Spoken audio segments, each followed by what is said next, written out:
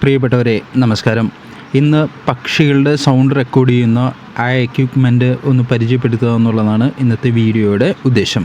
അപ്പോൾ നിങ്ങൾ ഈ വീഡിയോയിൽ കാണുന്ന ഈ എക്യുപ്മെൻറ്റിൻ്റെ പേര് പാരബോളിക് മൈക്രോഫോൺ എന്നാണ്. ഇപ്പോൾ കാണുന്ന ആ കറുത്ത ഭാഗമാണ് ഈ മൈക്കിൻ്റെ റെക്കോർഡ് ചെയ്യുന്ന മൈക്ക്. അതിന് പുറമെ ഇതിപ്പോൾ ഈ കണ്ടോ, ഈ ഫോണിലാണ് ഈ സൗണ്ട് നമ്മൾ റെക്കോർഡ് ചെയ്യുന്നത്. നമുക്ക് വേറെ റെക്കോർഡ് ചെയ്യാവുന്ന ഏത് ഡിവൈസും ഈ മൈക്കുമായിട്ട് കണക്ട് ചെയ്തിട്ട് നമുക്ക് ഈ ഡിവൈസിൽ ഉപയോഗിക്കാനായിട്ട് പറ്റും. അപ്പോൾ ഈ മൈക്കിൽ ഇത് wildtronic.com എന്നാണ് ഈ സൈറ്റിൻ്റെ പേര്. ആ സൈറ്റിൽ നിങ്ങൾക്ക് നോക്കിക്കഴിഞ്ഞിട്ടുണ്ടെങ്കിൽ ഈ പാരബോളിക് മൈക്രോഫോൺ കാണാനായിട്ട് പറ്റും. അപ്പോൾ ആ സൈറ്റിൽ നോക്കിക്കഴിഞ്ഞാൽ പാരബോളിക് മൈക്രോഫോണിൻ്റെ വിലയും കാര്യങ്ങളൊക്കെ ആയിട്ട് എഴുതും. ഈ എഴുതിയിരിക്കുന്നതാണ് അതിൻ്റെ സീരിയൽ നമ്പർ കേട്ടോ. അപ്പോൾ ഈ സീരിയൽ നമ്പർ നോക്കുക, ആ സൈറ്റിൽ കയറി നോക്കുക. അങ്ങനെ നോക്കിക്കഴിഞ്ഞിട്ടുണ്ടെങ്കിൽ ഈ മൈക്രോഫോൺ മേടിക്കാൻ പറ്റും. ഇപ്പോൾ ഈ കാണുന്ന ആ കറുത്ത ഇതെങ്ങനെയാണെന്ന് വെച്ച് കഴിഞ്ഞാൽ, ഇപ്പോൾ നമ്മളൊരു വൈഡായിട്ടുള്ളൊരു സ്ഥലത്തുനിന്ന് ശബ്ദങ്ങൾ വരുന്നുണ്ടെന്ന് വയ്ക്കാം.